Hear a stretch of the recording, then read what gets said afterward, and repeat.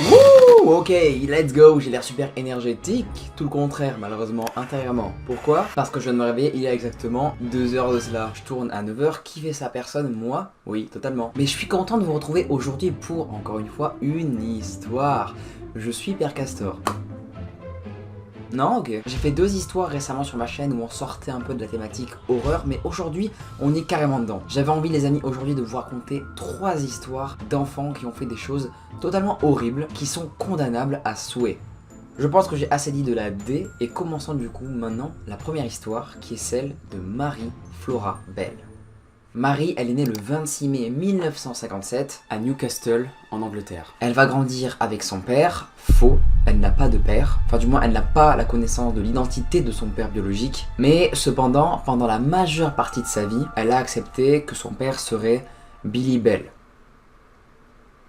Vous allez me dire, c'est qui Billy Bell? Et c'est compréhensible. Ce fameux Billy Bell n'était pas du tout un héros ou bien une star qu'elle aimait beaucoup, à laquelle elle s'identifiait, mais bien un criminel aguerri pour plusieurs cambriolages. On peut remarquer qu'on est déjà sur une enfance qui est voilà très mal basée. Au niveau idole, tout ça, bon c'est pas top pour l'instant, mais peut-être ça améliorera.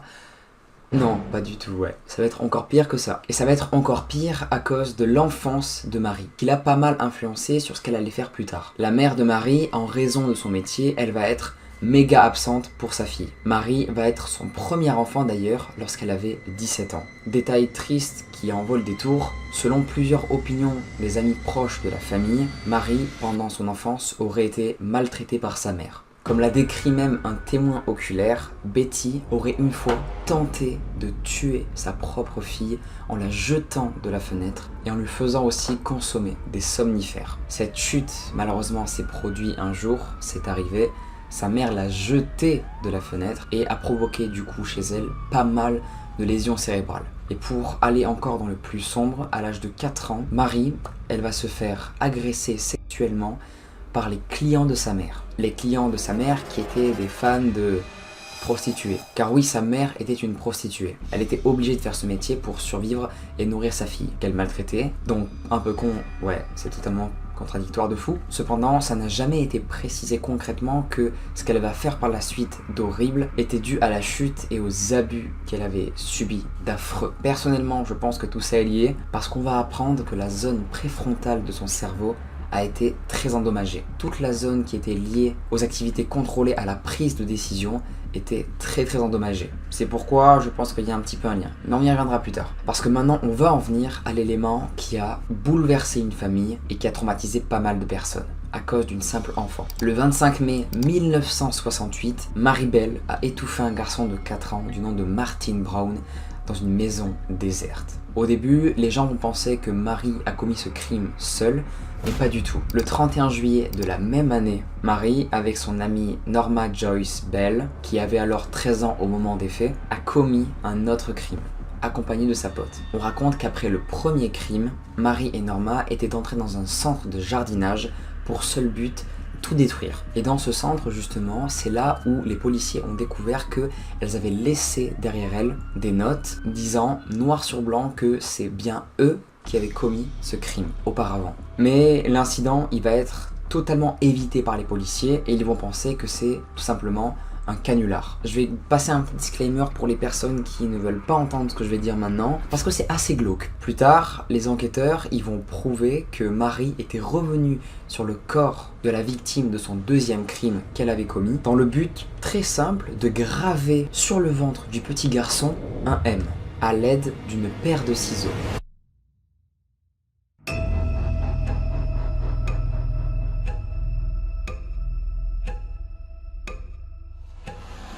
Le 17 décembre 1968, le verdict final de l'affaire va être annoncé à la cour d'assises de Newcastle et c'est à ce moment où Mary et Norma vont être déclarées coupables d'homicide involontaire. Et c'est à ce moment précis où Norma et Mary Bell vont être reconnues coupables pour homicide involontaire.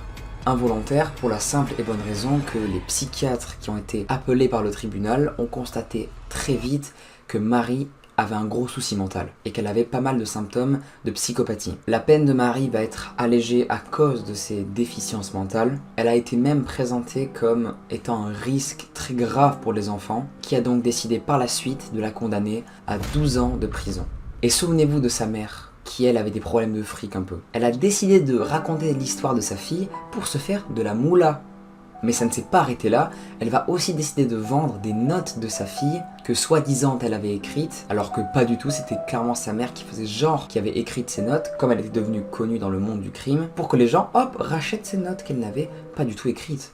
Vraie femme d'affaires la daronne, on est sur une waouh. Elon Musk, pas du tout ça le terme. Et finissons-en avec cette histoire. En 1976, Marie elle va être transférée dans un établissement, et pas n'importe lequel. Ce lieu était destiné pour les jeunes contrevenants à la prison. Un an plus tard, Marie va tenter un petit truc, c'est de s'échapper littéralement de cet établissement qui l'avait accueilli pour la soigner. Bien évidemment, cette histoire a fait la une des journaux, et elle a donc perdu tous ses avantages qu'elle avait en prison pendant 28 jours. Mais elle va quand même finir par être libérée en 1980 à l'âge de 23 ans. Elle n'a pas eu d'adolescence, vraiment. Elle a fait toute son adolescence en prison. C'est normal en vrai, parce qu'elle a tué des gens.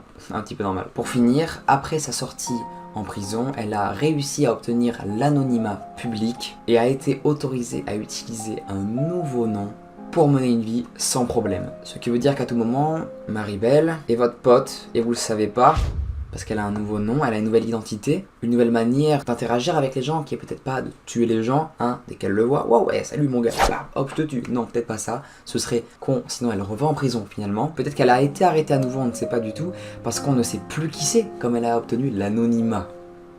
N'hésitez pas à me dire en commentaire si vous avez bien aimé et ce que vous pensez de la première histoire, et en passant plus tarder à la deuxième.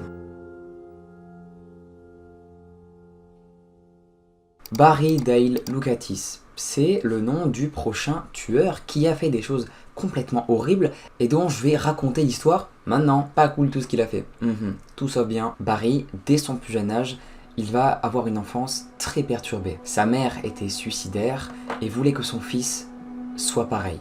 Barry se faisait également moquer à l'école. À l'âge de 15 ans seulement, ce beau brun aux sourcils épais et ténébreux exerçait une véritable fascination pour les filles de sa classe. Malheureusement, derrière ces traits juvéniles se cachait en réalité un cerveau malade, rongé par un désir de mort et de destruction. Et dites-vous que personne n'a rien vu venir. En réalité, personne ne pouvait prévoir que Barry, après toute sa souffrance psychologique, qu'il allait passer à l'acte. Nous sommes le 2 février 1996 et Barry va se rendre à son collège à pied. La frontière Middle School de Moses Lake, dans l'état de Washington, c'est l'établissement tout à fait classique où il était, comme on en retrouve des milliers d'autres aux États-Unis. Mais ce jour-là, Barry il va opter pour un accoutrement très spécial, qui n'était pas du tout adapté à l'événement. Il va arriver déguisé en cow-boy. Le plus préoccupant dans tout ça, c'est que Barry, ce jour-là, il était armé de 3 armes à feu. Il avait sur lui un fusil de chasse, un 357 Magnum et un pistolet semi-automatique de calibre 25. Sans oublier les 78 munitions qu'il avait dans sa veste de cow-boy. Les précisions sont maintenant terminées, venons-en maintenant à l'acte d'horrible qu'il a commis. Les cours à peine commencés que Lukatis, il va débarquer dans sa salle de classe. Et là, il fait feu. 2 de ses camarades, âgés de 14 ans, tombent sous les balles, tandis qu'une 3e est gravement touchée au bras. Barry va même crier « C'est quand même mieux les maths, hein ?» Dans la foulée, sa prof d'algèbre, Leona Kers, va recevoir une balle en pleine poitrine et va décéder sur le coup. Grâce à un professeur d'EPS, le drame va s'arrêter. Barry n'a pas pu finir son plan, et heureusement, car il avait programmé de prendre plusieurs otages pour pouvoir prendre la fuite. Comme toutes les personnes dans cette vidéo, il va purger de la prison, pas mal, mais je trouve cette phase pas trop intéressante, du coup j'ai décidé de la supprimer, et j'ai envie de vous faire part de ma théorie. Pourquoi il a fait ça? Et bien moi je pense qu'on est encore sur ce truc là de son enfance qui l'a fait faire ce qu'il a fait à son école. Il a été harcelé, torturé psychologiquement par sa mère, et je pense que c'est ça qui lui a fait faire ces choses horribles. On a même retrouvé des informations sur la mère, comme quoi elle aurait prévu à la Saint-Valentin de se suicider, pour demander à son fils aussi de le faire. Vous imaginez la torture qu'a dû subir Barry. Attention, je ne dis pas que c'est justifiable ce qu'il a fait, c'est tout simplement horrible et condamnable, mais j'ai envie de chercher la raison de pourquoi il a fait ça et je pense que c'est celle-ci. C'est l'enfance qui a joué un tour considérable sur sa future vie et qui lui a fait faire des choses complètement affreuses. Personne n'avait vu en fait qu'il était très mal intérieurement, personne n'a creusé et du coup ça a fini en drame.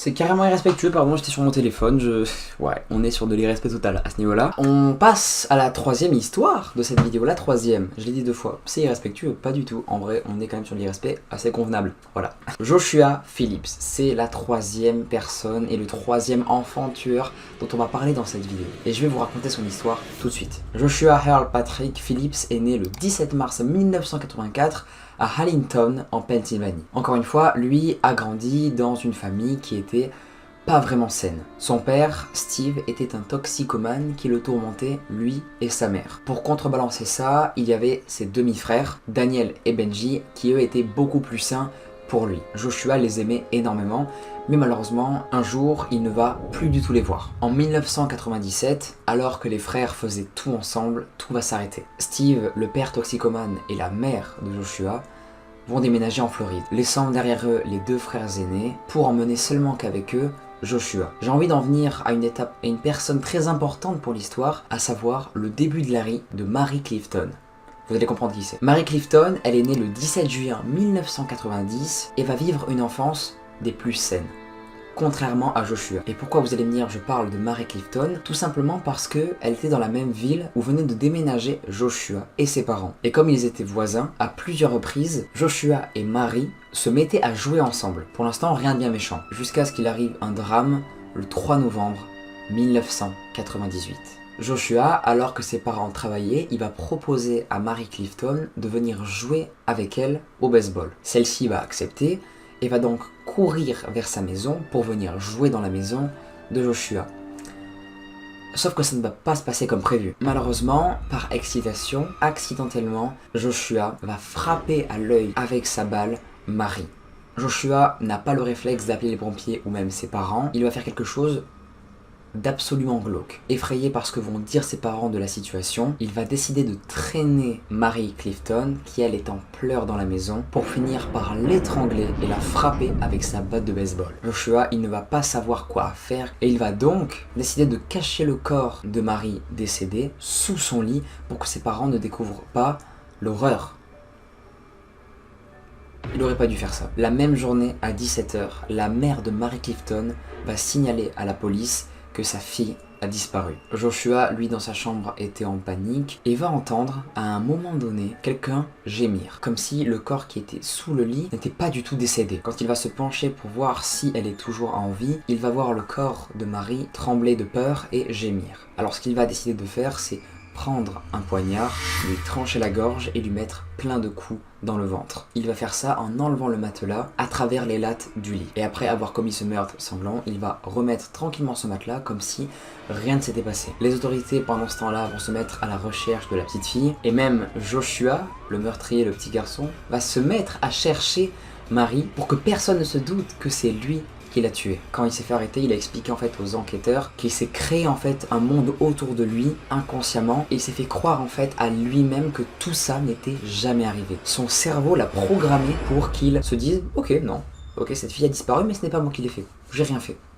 Je vois pas de quoi vous parlez, non, c'est pas moi. Je pense qu'en fait son cerveau a automatiquement évité le traumatisme et s'est protégé et du coup il s'est convaincu lui-même qu'il n'avait absolument rien commis. Et je trouve ça fascinant à la fois, le cerveau humain, mais terrifiant de fou. La police a bien fini par fouiller le domicile de Joshua et ont découvert la puanteur dans la chambre de celui-ci. Mais à aucun moment les policiers ne se sont dit que c'était le corps de Mary Clifton, la fille disparue. Ils ont pensé au moment de la fouille que cette puanteur provenait des oiseaux que gardait dans une cage Joshua. Le FBI va même être sur le coup pour retrouver Mary Clifton et même les habitants vont tous s'y mettre à la recherche de cette fille disparue. Dites-vous que la personne qui retrouverait Mary aurait une récompense de 100 000 $.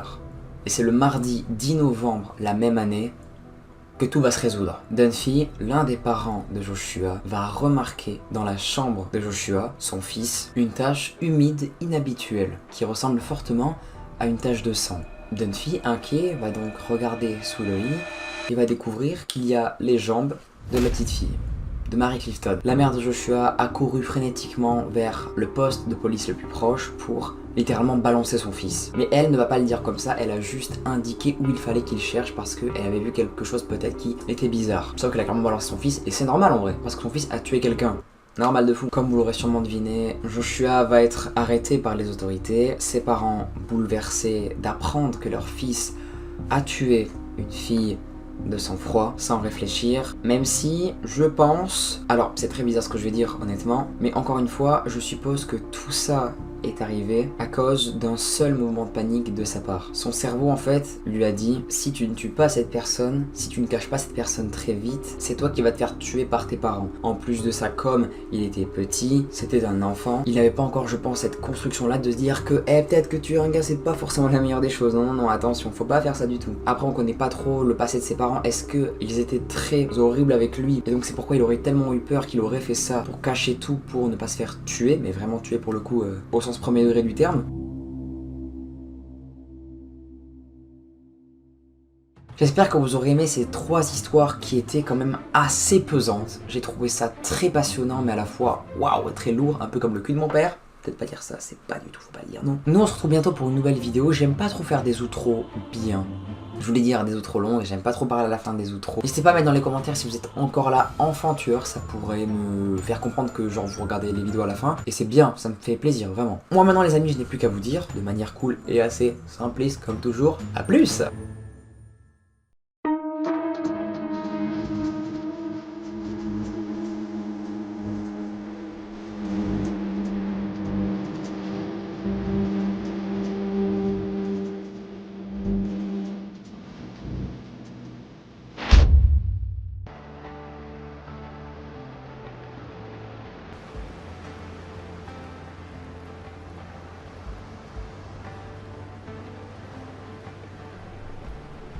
Hello, hello, hello, hi, hello, hello, hello, hello.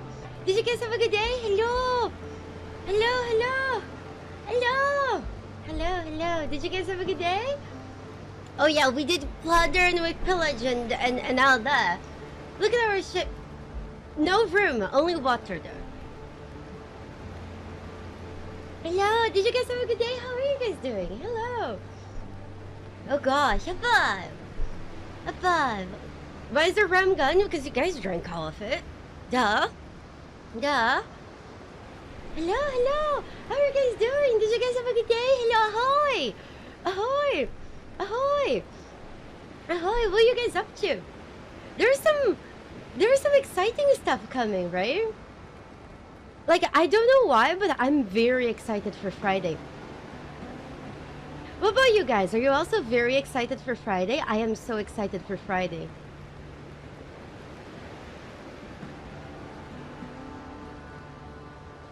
What? I don't know. I'm just happy.